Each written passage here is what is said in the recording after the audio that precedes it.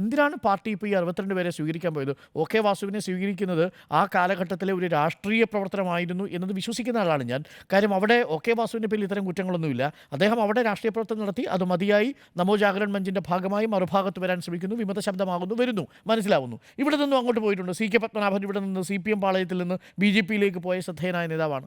പാർട്ടിയിൽ മാറ്റങ്ങളുണ്ടാവും, പക്ഷേ ഇത്തരത്തിലുള്ള ഈ പെറുക്കികൾ എന്നൊക്കെ വിശേഷിപ്പിക്കുന്ന തരത്തിലുള്ള പ്രയോഗം നടത്തുന്ന ഒരു വർഗത്തിൽപ്പെട്ട വിഭാഗങ്ങളെ എന്തുകൊണ്ടാണ് പാർട്ടിയിലേക്ക് ആനയിക്കാൻ വേണ്ടി ഇത്ര തിടുക്കം കാണിക്കുന്നത് എന്നത് എനിക്ക് മനസ്സിലാകാതെ പോകുന്നു. അതും പാർട്ടി തെറ്റിദ്ധരുത്തലിൽ നിൽക്കുന്ന ഒരു ഘട്ടത്തിൽ ഇവരെ കൊണ്ട് എന്താണ് പാർട്ടിക്ക് ഗുണം?